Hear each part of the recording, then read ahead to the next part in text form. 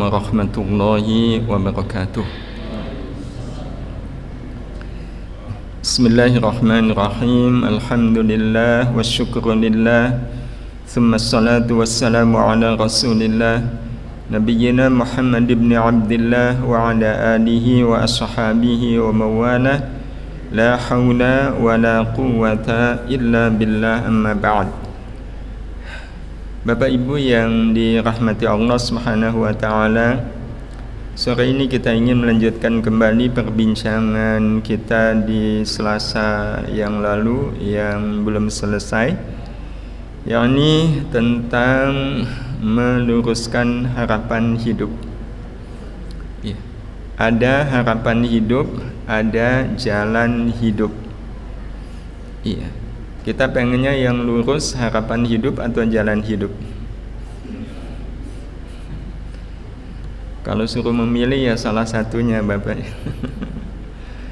Mana yang lebih penting? Harapan hidup yang lurus atau jalan hidup?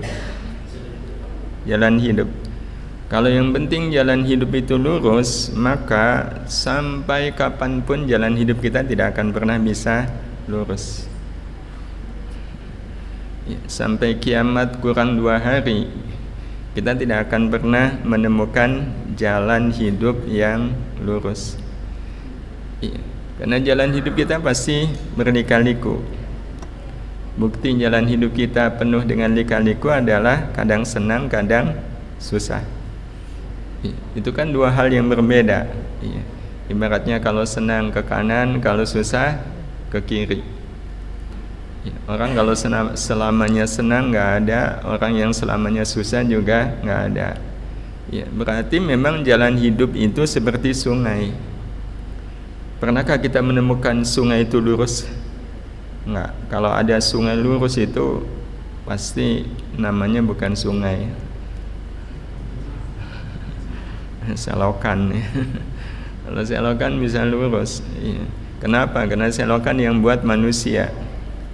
Tapi kalau sungai yang membuat Allah. Nah, jalan hidup kita itu kan sudah digariskan oleh Allah. Ya, maka memang sudah seniscayanya kalau jalan hidup itu tidak lurus. Dan kita memang nggak bisa mengendalikan jalan hidup. Nah, yang kita bisa kendalikan adalah harapan hidup. Iya. Nah, harapan hidup ini yang harus lurus. Kenapa? Karena kalau bicara soal hidup, ya, kita semua sering mengatakan bahwa hidup adalah perjalanan.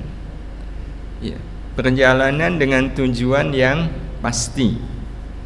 Ya, tujuan yang pasti. Nah, tujuan yang pasti inilah yang menjadi harapan kita. Dan ya, satu hal yang ternyata nyata, waktunya dibatasi. Nah, karena waktunya dibatasi, maka yang harus kita pegangi ya harus selesai sebelum waktunya berakhir. Nah, untuk membuat perjalanan hidup kita sampai sebelum waktunya berakhir, itu penentunya bukan jalan hidup kita, tapi penentunya adalah harapan hidup. Sejauh mana harapan hidup kita itu konstan. Harapan hidup kita itu tidak pernah mengalami perubahan. Ya, sebenarnya sih sama ketika orang menempuh perjalanan. Ya, semisal kalau Bapak Ibu ke Jakarta naik mobil sendiri, ya, bisa nggak Bapak Ibu menemukan jalan yang lurus dari Jogja ke Jakarta? Nggak ada. Nggak ada. Lewat tol pun tetap ada. Iya, ada saatnya harus membelok. Iya. Tetapi kalau kemudian kita sudah memutuskan perjalanan ini harapannya adalah Jakarta dan itu tidak berubah, maka walaupun jalannya tidak lurus, tapi kan perjalanannya lurus. Kan yang penting sebenarnya bukan jalannya, tetapi perjalanannya. Ya, nah, yang menyebabkan perjalanan hidup manusia lurus adalah karena harapan. Nah, berarti kalau begitu Bapak Ibu yang dirahmati Allah, hidup adalah perjalanan dengan tujuan yang pasti. Nah, tujuan yang pasti ini apa? Apalagi kalau bukan surga. Ya, maka kita nanti akan menemukan lurusnya harapan hidup ada pada sejauh mana hidup ini membawa kita ke surga. Nah, karena itu Bapak Ibu yang dirahmati Allah Subhanahu wa taala, kalau kita sudah memutuskan surga menjadi harapan hidup, maka nextnya apa? Nextnya adalah surga harus menjadi kepastian. Kepastian di dalam apa? Di dalam seluruh langkah perjalanan hidup kita. Dan itu sesuatu yang logik. Selogik kalau seandainya ke Jakarta, kan kita perlu memastikan bahwa saya memang arahnya sedang ke Jakarta. Apapun yang dilakukan sepanjang perjalanan adalah menuju ke Jakarta. Maka kalau seandainya kita sudah menjadikan surga sebagai harapan hidup, maka memang sudah menjadi keniscayaan kalau surga itu harus menjadi kepastian di dalam seluruh langkah perjalanan hidup kita. Apa yang sedang kita lakukan ini kan bagian dari perjalanan hidup. Kira-kira yang kita lakukan ini apakah bisa menjadi kepastian membawa kita ke surga? Ya, maka saat ini bagi kita surga adalah kepastian di dalam perjalanan hidup kita. Kenapa? Karena yang sedang saya lakukan adalah talabul ilmi. Ada kepastian bahwa yang sedang saya lakukan ini adalah bagian dari perjalanan menuju ke surga.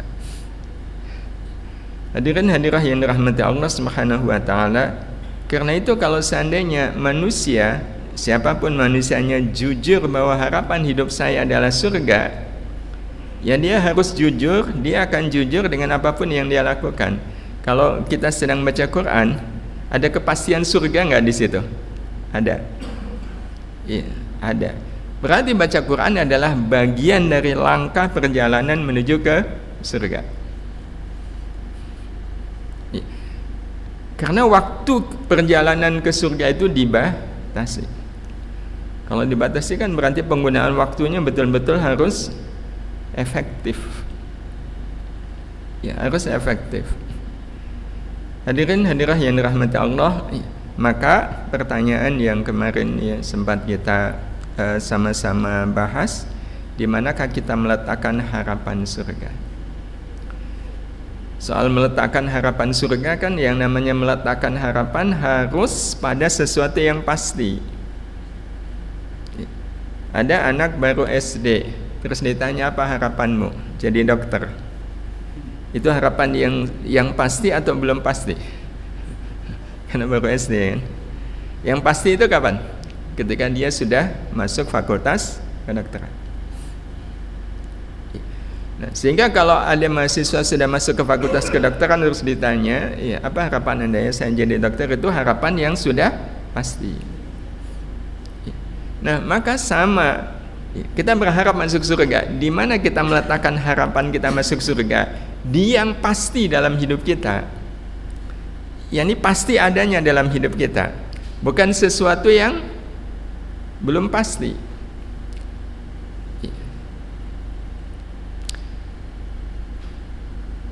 Ada orang yang berharap masuk surga lewat kaya, padahal kaya saja belum pasti.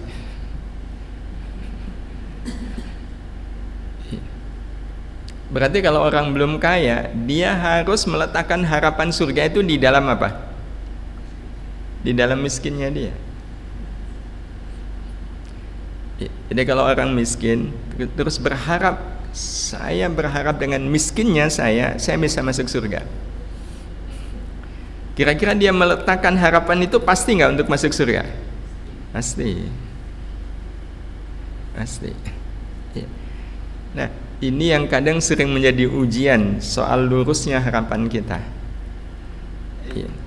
Soal lurusnya harapan kita. Sebagai contoh, Bapak Ibu yang dirahmati Allah Subhanahu wa taala, apakah kita berharap jadi orang kaya?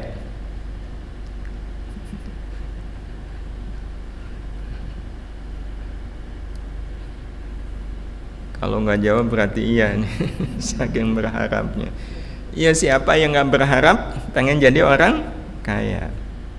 Pertanyaannya, apakah kaya menjadi jaminan orang akan masuk surga? Jaminan? Loh, kalau enggak, berarti berharap kaya itu harapan yang lurus atau belum lurus?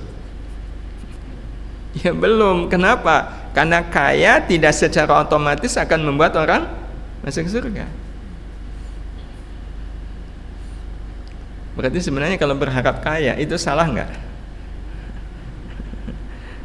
Kalau dilihat dari perjalanan hidup ke surga, iya, minimal kalaulah tidak dikatakan salah, itu harapan yang tidak ada artinya. Apakah masuk surga harus kaya dulu? Enggak. Tapi kan kalau saya kaya, saya bisa sedekah. Dengan sedekah kan saya nanti bisa masuk surga, betul? Ya. Cuma masalahnya kalau kita miskin, apa kita nggak bisa sedekah? Kalau orang miskin, boleh nggak sedekah? Boleh. Iya, boleh. Dan kalau kita mau melihat lebih jauh, ya, sebenarnya peluang masuk surga itu lebih besar pada orang kaya atau orang miskin? Minimal yang lebih mudah deh, lebih mudah masuk surganya itu orang kaya atau orang miskin? Orang kaya. Siapa bilang orang kaya itu hisabnya lama?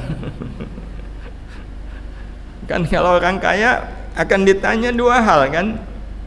Iya. Min ainak tasabahu wa fima anfaqahu. Dari mana itu harta dan untuk apa itu harta? Orang miskin ada nggak pertanyaan begini? Ya, nggak ada.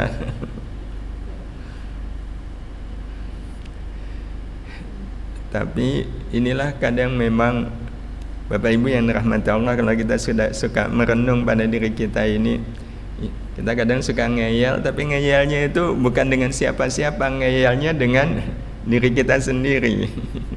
Ya enggak lah. Iya, buktinya kalau kita disuruh memilih, milih kaya atau milih miskin? Mendingan kaya atau mendingan miskin? Mendingan kaya. Iya. Berarti kita harus menjadikan diri kita kaya dulu kan? Untuk menjadikan diri kita kaya, kita harus apa? Bekerja. Berarti bekerja biar apa? Biar kita kaya. Orang yang bekerja biar kaya, maka dia bekerja ini ada nilai enggak?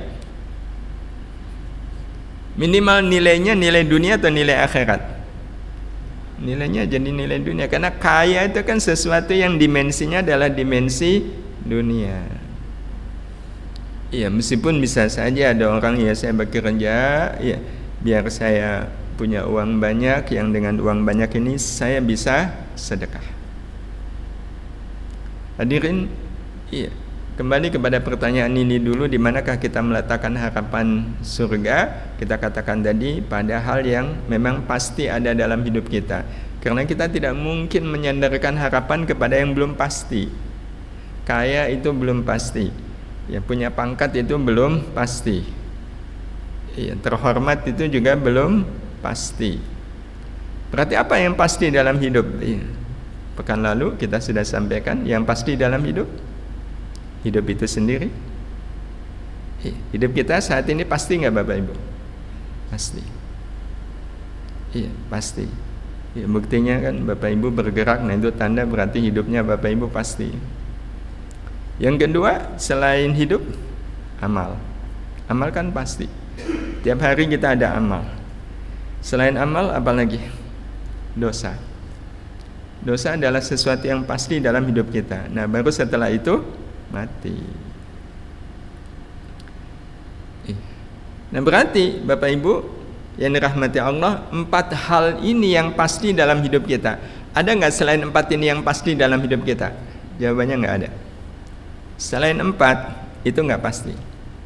Sehat itu nggak pasti, karena buktinya suatu saat orang bisa sakit. Nah, karena yang pasti ada 4, maka di dalam 4 inilah kita meletakkan harapan masuk surga. Caranya, agar hidup ini membawa saya ke surga, hidup ini harus diberkahi. Agar amal ini bisa membawa ke surga, ya amal saya harus dirahmati. Agar dosa ya membawa saya ke surga, maka dosa ini harus diampuni. Mati diselamati, husnul khatimah. Nah, kalau kita sudah meletakkan harapan masuk surga pada 4 hal ini, tinggal kemudian apa yang harus kita lakukan agar hidup diberkahi, amal dirahmati, dosa diampuni, dan mati diselamati. Hidup diberkahi butuh iman, amal dirahmati butuh ikhlas, dosa diampuni butuh inabah, mati diselamati butuh syukur. Maka sebenarnya Bapak Ibu yang dirahmati Allah Subhanahu wa taala, hidup ini cukup membutuhkan 4 hal saja untuk menjadikan harapan hidup kita masuk surga terpenuhi, yaitu iman, ikhlas, inabah, dan syukur. Ya, karena itu pekan lalu kita sampaikan nasihat untuk kita semua. Tulislah perjalanan hidupmu di secari kertas bernama iman, dengan pena syukur yang kau celupkan ke dalam tinta ikhlas. Jangan lupa siapkan tip X, inabah. Udah, nanti perjalanan hidup kita itu isinya adalah kebaikan-kebaikan yang kelak nanti akan membawa kita ke surga. Satu saja di antara 4 tadi nggak ada, ya perjalanan hidup manusia menjadi perjalanan yang sulit untuk dibaca kebaikannya. Jadi ada orang yang dia nggak beriman, walaupun syukur ada, ikhlas ada, inabah ada, lalu bagaimana kita bisa menulis kalau tidak ada kertas? Iman ada, ikhlas ada, inabah ada, syukur nggak ada. Ya seperti orang, kertas ada, tinta ada, penanya nggak ada. Nggak akan mungkin ada tulisan di kertas itu. Atau iman ada, syukur ada, inabah ada, yang nggak ada ikhlas. Gimana pena bisa menulis kalau tidak ada tinta? Atau iman, syukur, ikhlas ada, inabah nggak ada. Ya seperti orang nulis skripsi pakai tulis tangan, atau kalau zaman dulu pakai ketik manual. Salah, harus diapakan? Ya di tip X. Bayangkan kalau nggak di tip X, salah diurak-urak pakai pulpen, terus disodorin ke dosen pembimbing, kira-kira diapain? Tolak. Iya. Maka Bapak Ibu yang dirahmati Allah, tidak ada keindahan dan kebermanaan dalam perjalanan hidup kita selain karena adanya iman, ikhlas, inabah, dan syukur. Ya, tentu kita harus mulai dulu dari iman. Iya, kita mulai dulu dari iman. Nah, ini yang ingin kita bahas ya. Bagaimana caranya agar iman itu betul-betul menjadi sebuah kenyataan dalam hidup? Iya, menjadi kenyataan dalam hidup.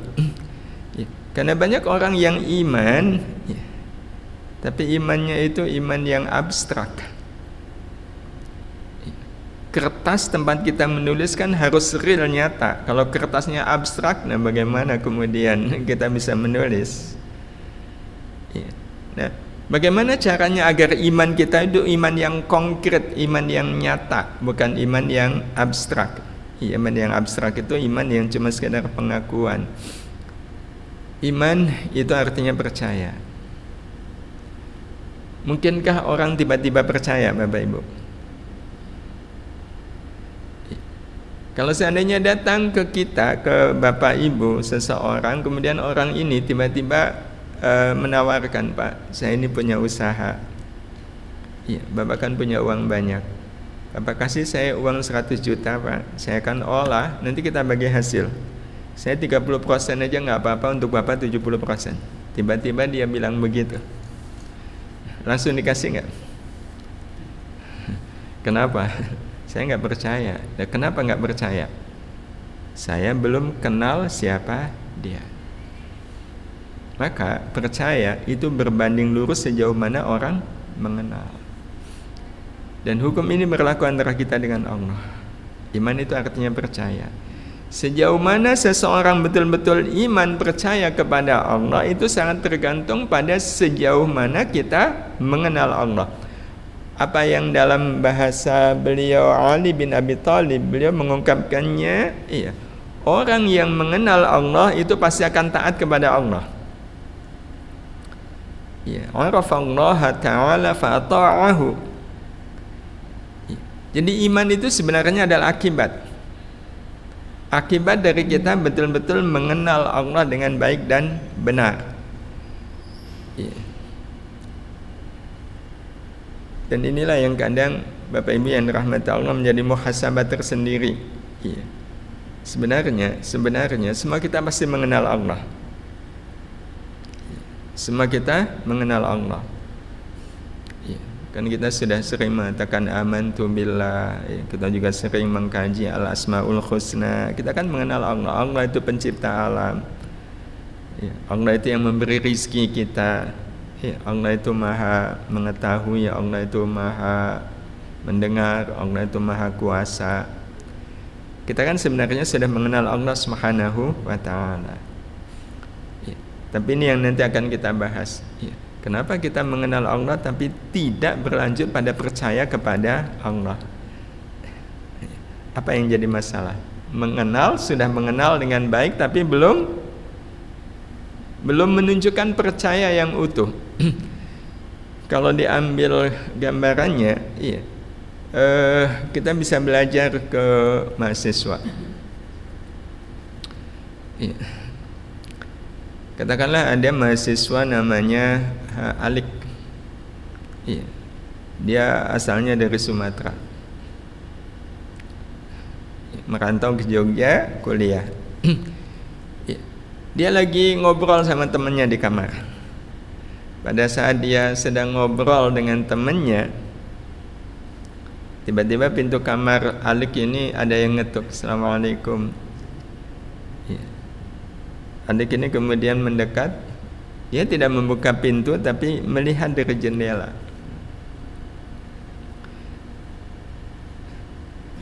Mungkin gak ada anak yang gak kenal orang tuanya.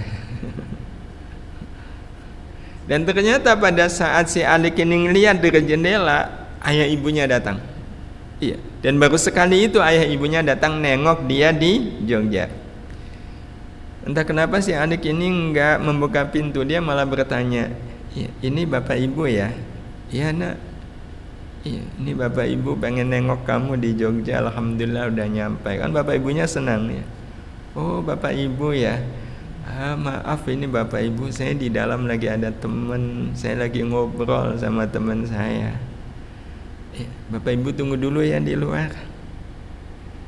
Nanti kalau teman saya ini pulang, saya baru menemui bapak ibu. Silakan bapak ibu duduk, kalau ada kursi duduk di kursi, kalau nggak ada ya di lantai aja. Pak Bu, kira-kira ada nggak mahasiswa kayak Alik ini? Kalau seandainya ada, kita mau bilang apa sama si Alik? Kalau kita bilang kebangetan kamu, itu sudah kasar atau masih sopan? Kayaknya masih sopan. Kurang ajar kamu. Sudah kasar atau masih terasa sopan? Kalau ada yang lebih itu biadab kamu. Orang tuamu membawa letih lelah datang ke Jogja untuk nengok kamu sia-siakan. Emang lebih berjasa siapa? Orang tua atau temanmu? Dan rasanya nggak mungkin ada sosok seperti Alik ini dalam kehidupan. Pasti dia akan suruh temannya pulang kan? Pulang sana, ini ada bapak ibu. Tapi mari kita lihat dalam dimensi yang lain. Lagi lihat TV, acaranya sinetron, atau acaranya bola ya. Pas lagi nonton TV berkumandang azan, nyampe azan itu Allahu Akbar, Allahu Akbar. Ini orang tetap dia dengan nonton TV-nya. Panggilan azan diabaikan. Padahal panggilan azan itu bertanda apa? Allah ingin menemui. Allah ingin menemui kita. Tapi tetap dengan TV-nya. Maka diakui atau tidak, orang ini kan sama dengan mengatakan, ya Allah, Engkau datang dalam keadaan saya sedang menemui pemain-pemain sinetron itu, ya Allah. Iya. Atau kalau nonton bola, ya saya sedang menemui pemain-pemain bola. Kau tunggu dulu di luar, ya Allah. Ya. Kalau pemain bola ini sudah pergi, saya baru menemuimu. Walaupun tidak diucapkan, tapi sebenarnya seperti ini terjadi nggak pada orang yang tetap dia nonton TV atau dengan kesibukan yang sebenarnya kalau mau ditinggalkan nggak ada masalah, ya, nggak menimbulkan bahaya. Ya, apa bahayanya? Nggak ada.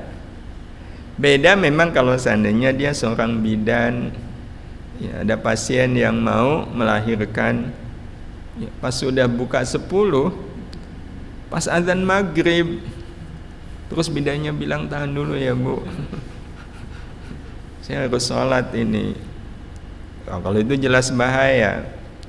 Iya. Tapi kalau nonton sinetron, nonton bola, apa bahayanya? Bahayanya justru iya, sama dengan dia kalau seperti ini, apa Bapak Ibu? Ya, sama dengan dia tidak bersegera menunaikan panggilan Allah. Itu tandanya sebenarnya dia mengenal Allah enggak?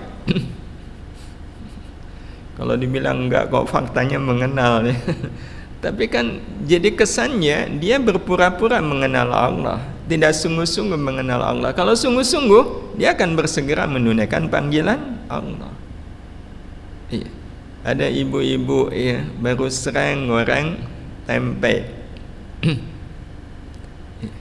Tiba-tiba anaknya mendekat, Bu, itu ada Ratu Hemas. Ini si ibu orang Jogja asli, ada Ratu Hemas, bertamu pengen ketemu ibu. Itu ibu yang goreng tempe, apa yang akan dia lakukan? Mungkin gak si ibu tadi bilang, bilang ya sama Ratu Hemas, ibu tanggung nih lagi goreng tempe. Nanti kalau ada matang baru menemui, suruh nunggu dulu itu Ratu Hemas. Mungkin gak itu terjadi kalau yang datang Ratu Hemas? Kayaknya enggak ya. Tapi apa yang terjadi kalau yang manggil Allah, ya Allah, tanggung ini. Iya. Nah, hadirin hadirah yang dirahmati Allah, ini sebenarnya menunjukkan kualitas mengenal Allah. Iya. Kalau dalam kasus lain ya, kalau ini cerita tentang Urfin. Urfin ini anak masjid. Semuanya dia yang azan, ya, dia yang iqamah. Kadang kalau imam tetap nggak ada ya, ya, dia yang gantiin imam. Ya mirip-mirip wasfaki lah.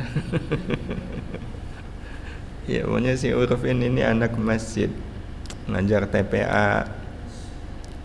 Suatu hari ya, datang teman dekatnya waktu sekolah. Nah ini teman dekatnya si X. Ya karena teman dekat kan ya akhirnya ditemui. Nah teman dekatnya ini kemudian ngajak si Urfin ya, keliling Jogja.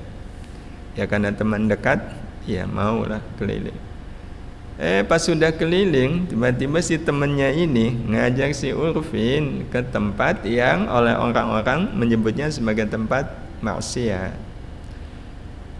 Iya, si Urfin kan protes, kamu kok ngajak saya ke tempat ginian? Ya sekali-kali lah, masa kamu di masjid terus? Tapi kan tempat maksiat, ya biar kamu tahu sendiri seperti apa maksiat terjadi di tempat ini, sehingga kamu nggak cuma kata orang, kamu ngelihat sendiri. Ternyata setan yang ada di dalam Urfin pun, kalau tadi kan setan di luar tuh, temannya, setan yang di dalam juga bisikin, sekali aja Vin, habis ini kamu tobat, pulang, tidur di masjid, niat i'tikaf, minta ampun ke Allah, udah diampuni, nggak apa-apa. Yang penting setelah ini kamu taubat. Singkat cerita akhirnya si Urfin ini memutuskan, oke lah, tekad udah di tangan, tinggal masuk ke diskotik itu. Pas di pintu masuk, si Urfin ini ketemu dengan seseorang yang sangat dia kenal dan orang itu pun kenal dia. Soalnya tetangganya tetangganya ini memang ya rada-rada preman, jadi ya biasa dia di tempat begituan. Pada saat si Urfin ketemu tetangganya ini, apa yang kemudian terjadi pada diri si Urfin? Muncul apa? Pertama malu. Betul? Selain malu, takut. Ya. Gimana kalau seandainya dia cerita ke tetangga-tetangga? Itu si Urfin anak mesin, tadi saya lihat dia mau masuk ke diskotik. Gimana kalau dia cerita ke calon mertua? Wah. Malu dan takutnya si Urfin ini itu diusahakan atau alami? Alami. Kenapa? Karena dia ketemu dengan orang yang mengenal dia dan dia kenal siapa orang itu. Sekarang kita bisa bayangkan kalau seandainya pada saat si Urfin ini mau masuk ke tempat maksiat, di situ banyak orang, tapi tidak ada satupun yang mengenal dan dikenal oleh Urfin. Nggak ada yang mengenal dan dikenal. Kira-kira si Urfin ini malu, takut, atau aman aja dia masuk? Aman. Kenapa? Nggak ketemu dengan orang yang mengenal dan dikenal. Hadirin hadirah yang dirahmati Allah Subhanahu wa taala, Allah pasti mengenal kita. Tapi inilah ujiannya. Tidak semua manusia mengenal Allah. Kalau betul kita mengenal Allah, mau berbuat dosa itu muncul apa? Malu dan takut. Kenapa? Dilihat oleh Allah, diketahui oleh Allah, disaksikan oleh Allah. Maka Bapak Ibu yang dirahmati Allah Subhanahu wa taala, ada karakteristik yang dimiliki oleh hati yang betul-betul telah mengenal Allah dengan baik dan benar. Kita belum bicara bagaimana caranya mengenal Allah dengan baik dan benar, tapi dari karakteristik ini kita jadi faham bagaimana caranya seharusnya kita mengenal Allah dengan baik dan benar. Karena pekerjaan mengenal Allah itu pekerjaan hati. Hati yang betul-betul mengenal Allah itu karakteristiknya ada 4. Yang pertama, merasakan keagungan Allah dalam setiap apapun yang ada dalam hidup ini. Sehingga orang yang mengenal Allah melihat apapun dalam kehidupan ini selalu terucap dari lisannya kalimat subhanallah.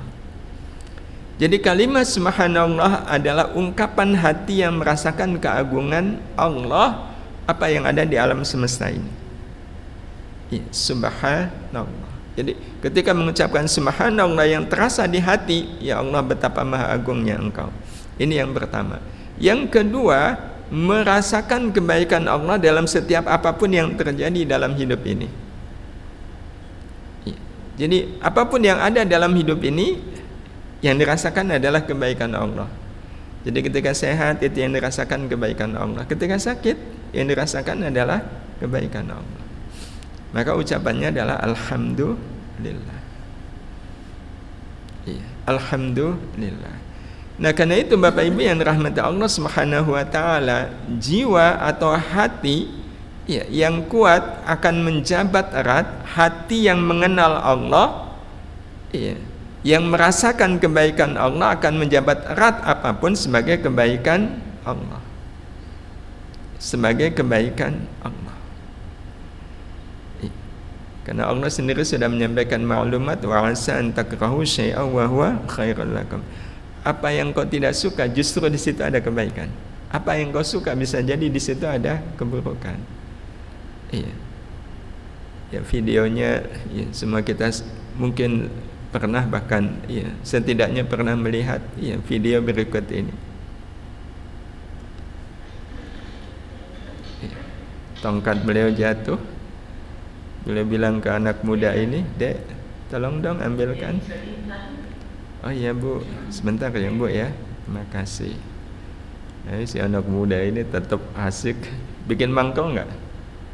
Ini si ibu ini kelihatan. Ini anak muda. Ya udahlah saya ambil sendiri. Si ibu tadi sempat mengungkapkan kekesalannya kan, ini anak muda. Tapi kita bisa bayangkan kalau seandainya si anak muda tadi langsung mengambilkan tongkat dan diberikan kepada si ibu, apa yang terjadi? Maha benar Allah, wa asan takrahu syai'aw wa huwa khairul lakum. Iya. Jadi apapun itu akan kita jabat erat sebagai kebaikan Allah Subhanahu wa taala, pasti ada kebaikannya. Dipuji orang, di situ ada kebaikan Allah enggak? Ya. Dihina orang, ada kebaikan Allah. Maka sikap kita kepada yang memuji dan menghina kita sama atau beda? Ya, itu kalau hati sudah betul-betul mengenal Allah Subhanahu wa taala. Nah, yang terakhir, yang ketiganya adalah merasakan keagungan dan kebaikan Allah dalam setiap tarikan nafas hidup kita. Yang kemudian tercermin dari kalimat zikir Allahu Akbar.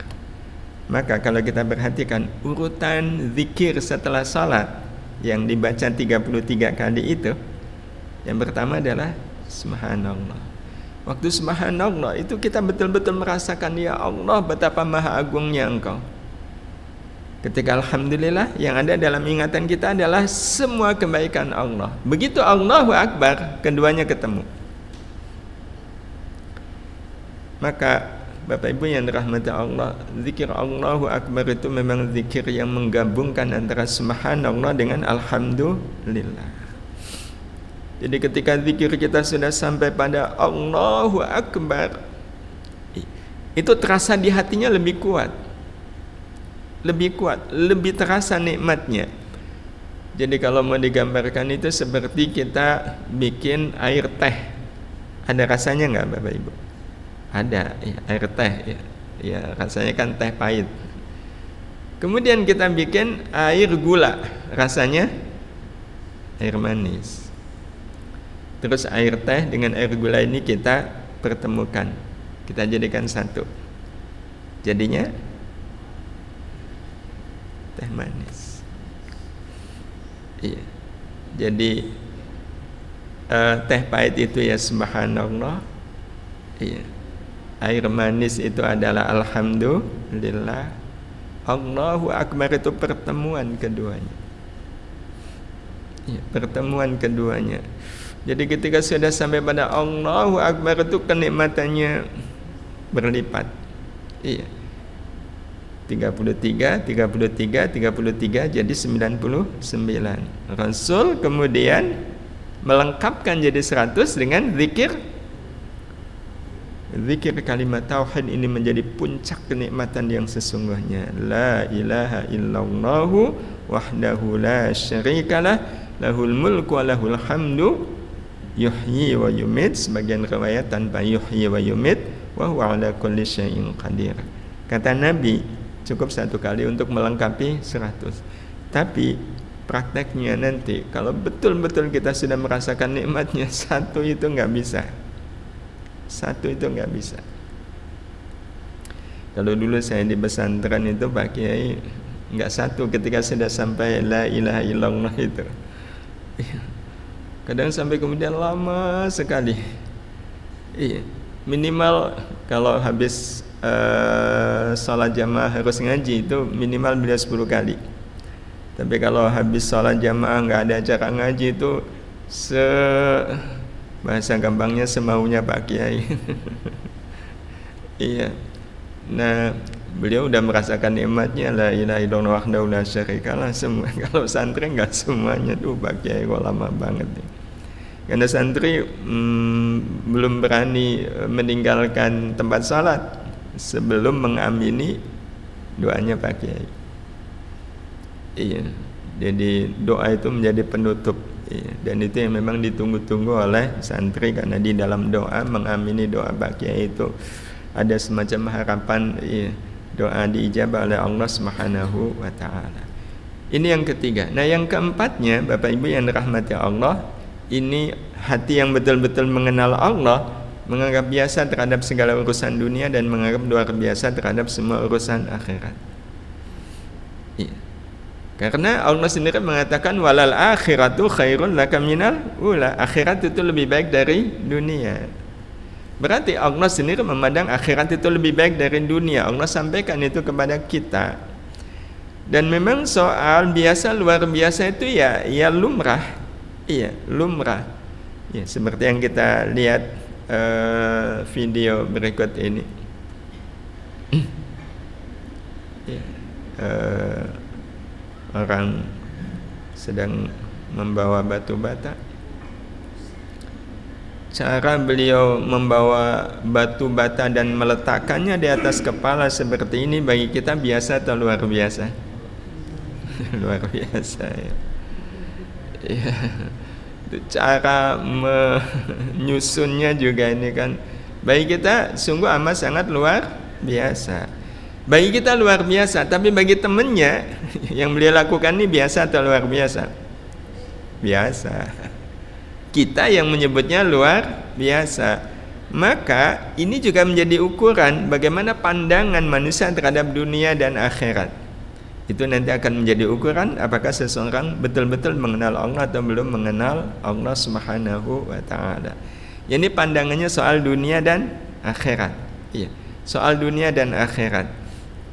Jadi tahajud itu dunia atau akhirat? Dunia. Akhirat. Tahajud itu akhirat. Semalam tidak tahajud itu biasa atau luar biasa? Biasa nggak tahajud. Ya biasa. Itu sudah menjadi ukuran. Kalau orang yang mengenal Allah semalam tidak tahajud itu udah luar biasa, kehilangan akhirat. Makanya orang yang mengenal Allah semalam tidak tahajud, dia sedih, susah. Kenapa saya tidak tahajud? Kalau sepatu Bapak Ibu hilang waktu sholat di masjid, sepatu itu dunia atau akhirat? Dunia kan? Iya, dunia. Susah enggak? Susah. Susah. Apalagi harga 2 juta, semisal 3 juta. Tidak tahajud juga bisa jadi susah. Tapi lebih susah mana? Kalaupun ada orang mengatakan saya susah, kenapa tadi malam saya nggak tahajud? Susahnya kita semalam nggak tahajud, tahan berapa lama? Jam 9 pagi udah hilang kan susahnya. Tapi kalau kehilangan sepatu harga 3 juta, itu susahnya hilang sampai kapan? Seminggu, 2 minggu nggak hilang-hilang. Begitu kembali ke masjid ingatannya apa? 2 minggu yang lalu saya sholat di masjid ini sepatu saya hilang. Itu masih terasa berarti susahnya. Nah, hadirin hadirah yang dirahmati Allah Subhanahu wa ta'ala, kita diundang teman katanya syukuran rumah baru. Pas datang rumahnya seperti ini. Ngelihat rumah dia katanya harganya 250 miliar. Iya, harganya 250 miliar. Kita ke situ naik motor, pas parkir berjajar mobil-mobil. Pertanyaannya, iya, mana yang kemudian Bapak Ibu pilih? Terpana kagum, ada rasa ingin atau biasa saja?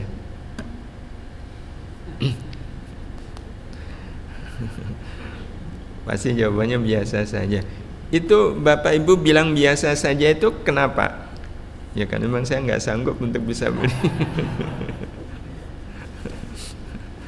Itu biasa saja yang bukan biasa aja. Dan bayangkan kalau seandainya pas pulang Pak, istri tiba-tiba nanya begini, Pak, kapan ya kita punya rumah seperti itu? Apa jawaban Bapak Ibu? Bapak, ini pertanyaan ke suami. Apa jawaban kita Pak? Ditanya sama istri, Pak, kapan ya kita punya rumah sebagus itu? Apa jawaban kita? Jawaban kita kepada istri, loh Bu, Ibu kok malah bertanya begitu? Kita udah punya Bu, udah punya lebih dari itu. Iya, itu rumah si teman tadi berapa? Katanya 250 miliar. Kita lebih dari itu. Kita punya rumah harganya 250 triliun lebih. Istri kan memandang, yang benar Pak, iya. Emang sudah ada rumahnya? Sudah. Di mana? Di surga. Betul? Percaya kalau Allah sudah menyediakan untuk kita rumah seharga 250 triliun lebih? Percaya? Dan kira-kira rumahnya sudah ada belum? Sudah disiapkan sama Allah.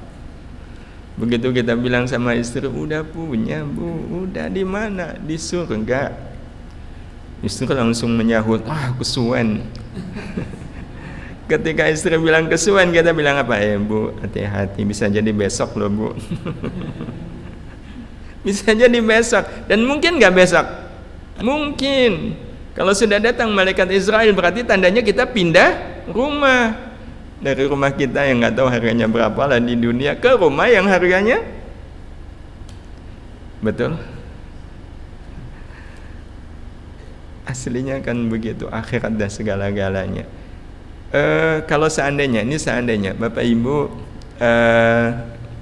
mau pengajian ya, atau kalau Bapak-bapak Jumatan lah ya, atau pengajian, iya. Bapak Ibu sudah berencana mau infak, udah nyiapin uangnya 20.000, udah di saku ini uang. Nanti kalau sudah ada ini kotak infak dimasukkan.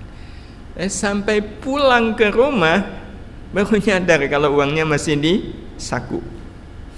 Pertanyaannya, apakah Bapak Ibu akan kembali ke masjid untuk memasukkan uang infak?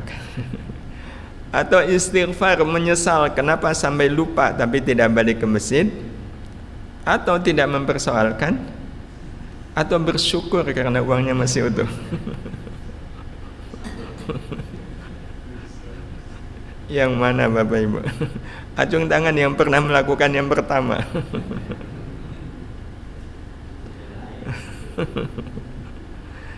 Itu kan sebenarnya mencerminkan sejauh mana kecintaan kita kepada akhirat, penghargaan kita kepada akhirat. Karena kita rela nggak uang itu masih ada di saku? Enggak. Kenapa enggak? Karena kalau masih di saku, uang itu nilainya hanya nilai dunia. Uang itu akan bernilai akhirat kalau dimasukkan ke, dan kita inginnya uang kita yang bernilai akhirat dengan yang bernilai dunia lebih banyak yang bernilai dunia atau bernilai akhirat? Betul. Kalau betul, bandingkan mana yang lebih banyak, uang kita yang di dompet atau uang yang dimasukkan ke kotak infak? Iya. Itu sebenarnya semua menunjukkan sejauh mana. Nah, ini yang ke berapa? 5 ya, atau 4. Menjadikan akhirat sebagai kecintaan dan kerinduan hidup. Ini orang yang betul-betul mengenal Allah Subhanahu wa taala. Kenapa menjadikan akhirat? Karena bagi orang yang mengenal Allah dengan baik, akhirat adalah tempat saya bertemu dengan Allah. Akhirat adalah tempat saya bertemu dengan Allah. Allah yang saya cintai, Allah yang saya rindukan. Iya. Nah, ini mudah-mudahan menjadi renungan baik kita. Seperti inilah semestinya kita mengenal Allah Subhanahu wa taala. Dan kalau kita sudah bisa mengenal Allah seperti ini, maka perjalanan kita selanjutnya, ikhlas itu menjadi hal yang mudah untuk kita lakukan. Nah, seperti apa ikhlas? Ya, mudah-mudahan Bapak Ibu ikhlas kalau kita lanjutkan pekan yang akan datang. Alhamdulillah. Demikian Bapak Ibu, ada tanggapan? Kayaknya udah lewat dari waktunya ini.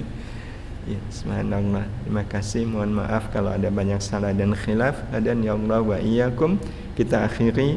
Subhanakallahumma bihamdika asyhadu an la ilaha illa anta astaghfiruka wa atubu ilaik. Assalamualaikum warahmatullahi wabarakatuh.